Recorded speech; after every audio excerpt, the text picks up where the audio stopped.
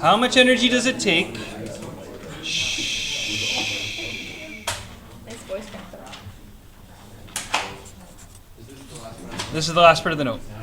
To raise 2.00 kilograms of water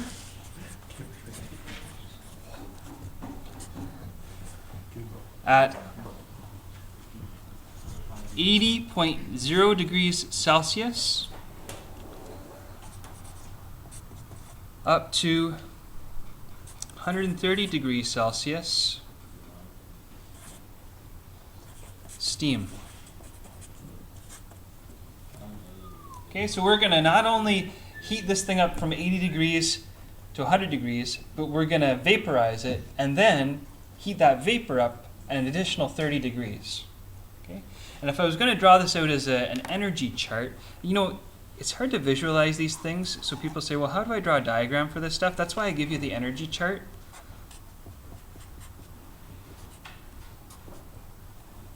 So that you can visualize it somewhat. Okay? So what we're going to do is we're going to start off, here's the 100 degree mark. We're going to start off at 80 degrees. We're going to take it up to 100 degrees. We're going to vaporize, and then we're going to go up to 130 degrees. So you can see quite clearly we're doing three distinct calculations, okay? So I'm going to call this energy 1, energy 2, and energy 3. So energy 1, or I could call it heat energy 1, is going to be MC delta T, but it's going to be the C for what? Ice, water, or steam? Wet. What? Water, yeah. Did you say wet? It says wet. Oh, water. Water in American. All right? Why? Change in energy. You're quiet, man. Change in energy 2. What's that one going to be? Maybe the evaporating one. Yeah, the latent heat of vaporization. LV for water times the mass of the sample. And change in energy 3 that we're going to have to pour into this system is going to be, again, MC delta T. But which C are we using this time? Steam. So I'm going to write subscript S for steam. Okay. Now I got to give you some values, and I'll just write them off to the side. And I'll give you these values off to the side because you probably have to deal with water from time to time.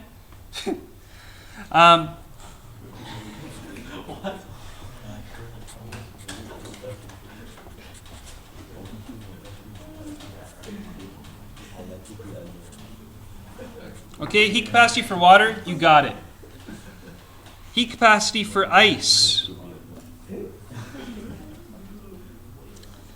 is 2.268 times 10 to the power of 6 joules per kilogram degree Celsius. Why do we need ice? Oh, sorry, that's not it. I'm not ice. That's not even ice. That's actually my fault. It's LV anyway for water. Sorry. Sleep. So it will be joules per kilogram? Yeah. Thank you. What? Oh, I did ice again. Sorry. So heat capacity for steam is 2.0 times 10 to the power of 2. Yeah, you could say 200 joules per kilogram degree Celsius. All right, so we got 3 calculations to do. And in each case, we're going to say that M is equal to 2 kilograms. Please forgive me for my formatting. I'm just trying to get it all into one page. I know it should be formatted vertically. The math teachers are all going to be mad at me. And I'm going to drop off my trailing zeros just so we can get it in there too. So for the first one, 2 kilograms times 4.18 times 10 to the power of 3 joules per kilogram degree Celsius. Now the delta T is going to be from 80 degrees up to the boiling point. So what's the delta T value going to be? 20, yeah. So we could say 100 degrees Celsius is the T2 value, minus 80 degrees Celsius, that's the T1 value, but it's a delta T of 20 degrees Celsius. And setting up the next one, latent heat of vaporization for water is, 2.268 times 10 to the power of 6 joules per kilogram, again times 2 kilograms. And you can see that the units are going to work out. And for the next one, we've got our 2 kilograms times 2.0 times 10 to the power of 2 joules per kilogram degrees Celsius times, what's the delta T value going to be? 130 from 100? Oh. What did you say? Anyway. All right, I'm looking for a little bit of help with the calculations here. So everybody calculating wildly.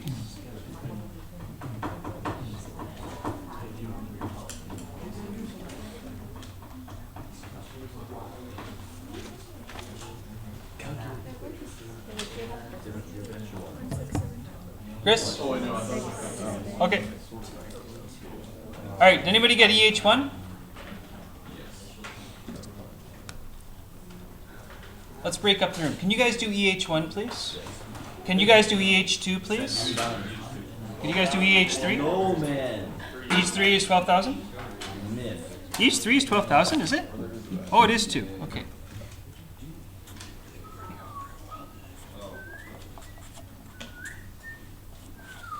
Anybody from the center road? Did you guys get EH2?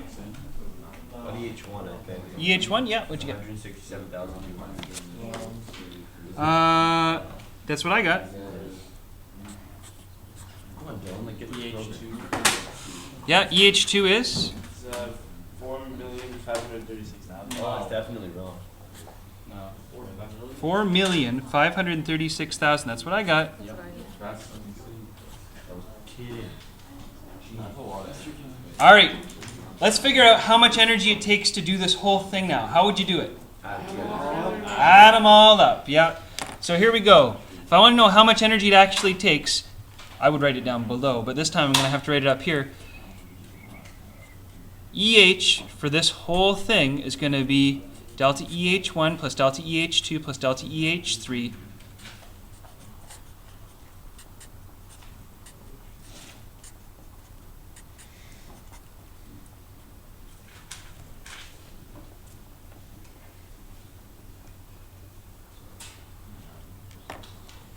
And I'll write the final answer in green.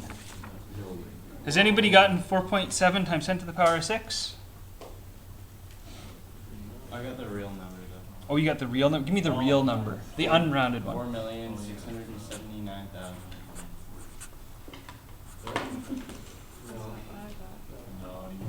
Not even close. No? Uh-oh. 4,700,000. All right, there's some disagreement. What did other people get? Hey, it's easy. I have pictures in my head and Yeah. like one.